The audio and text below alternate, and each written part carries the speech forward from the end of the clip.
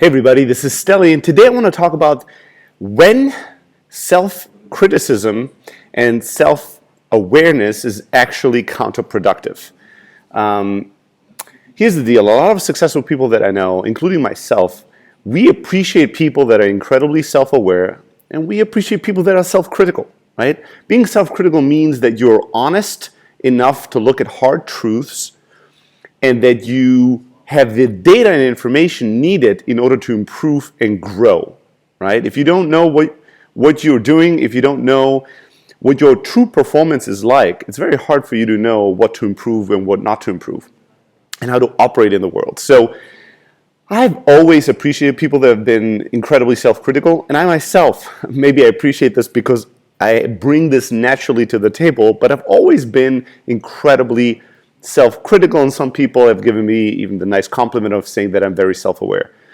Now, there are situations where self-awareness and being incredibly self-analytical and critical are counterproductive because it's not the right moment, the right context to actually, exercise that ability.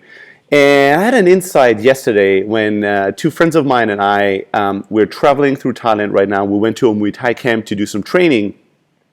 And remembered the first time that I went to training, or the first few times that I went to training, that self-analysis in real time and that hyper self-criticism in real time is actually incredibly counterproductive, right? So as I was doing the moves for the first time, learning the movements, executing the kicks, the punches, whatever it was, I was so heavily in my own head, constantly analyzing, constantly criticizing. On top of what the trainer was telling me, I would see another 30 little things I was doing wrong.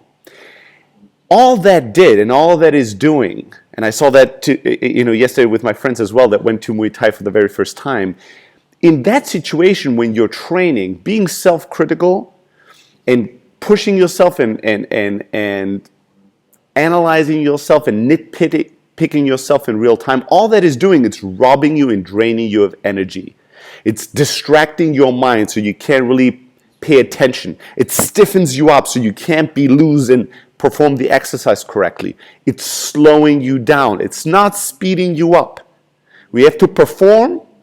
It actually makes a lot of sense to use a different inner dialogue, a different programming, a different rhythm, a different mode and model of inner self-talk and inner thinking, which is self-encouragement, right? It does make sense if you're, in the Muay Thai example, if you're training, to actually talk yourself into feeling better, more powerful, faster, right? And this is hard for people that are very self-critical like myself. Like in training, for me to be telling myself, you're amazing, you're fast, you're powerful, you can do more, you're incredible, you're learning, you're growing. It feels a little fake, to be honest with you. It feels a little uncomfortable. It feels like bragging, and bragging is something I'm not used to and I'm not comfortable with. But it doesn't matter. If you have that self-encouraging, pump yourself up type of a talk, you're going to perform better, you're going to learn faster, you're going to grow better, right? So during training, you should be self-talking yourself into pumping yourself up and thinking you're the strongest, the fastest, the best there is.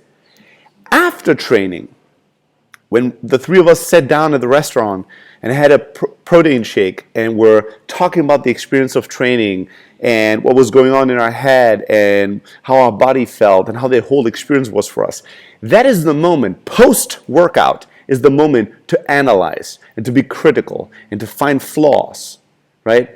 And maybe a week later, if we're meeting with somebody that is a Muay Thai, that is interested in martial arts, it does make sense to be humble and to say, oh, I know nothing about this. I've only done training once, or I've done training a few times. I have a great passion and admiration for this area. I want to learn and grow, but I really don't know much about it. That's the time to be humble, right? And not be bragging, I'm the fastest, I'm the strongest, I'm the best, and then get your ass kicked, right? Because the other person is much better than you. That's not what I'm saying. But during training, your self-talk should be helping you to grow and perform better. And being critical and self-analytical during the time that you have to perform and learn is not the right mode. And I'll translate that for you in business or in sales for this example.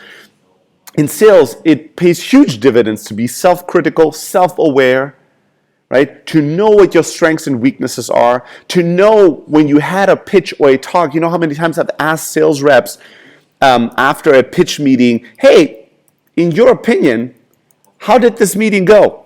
You know, what do you think that the customer really truly felt? And if a rep has no self-awareness, that's a problem, because the rep, she won't be able to grow, to learn. She won't be able to truly assess what needs to happen next with this prospect or customer.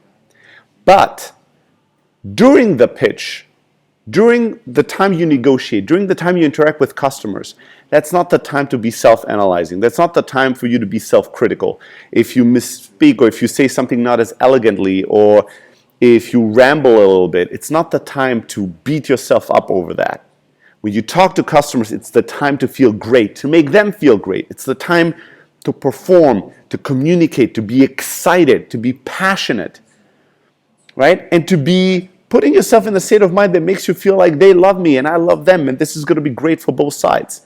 After the sales meeting, after the sales call, that's the time to sit down with some perspective, some distance and perspective, and to analyze what went well and what needs to be improved. What can I learn from this? How can I grow? There's a time for self-criticism and self-awareness, and there's time for a little bit of self-delusion and a little bit of self-encouragement. And this is definitely something I need to work on to get more in balance. Today, the ratio is definitely not in balance when it comes to me. I know it's hard to believe for some of you. And I want you to ask yourself, are you skewing way too much on one end or way too much on the other, or have you found your balance yet?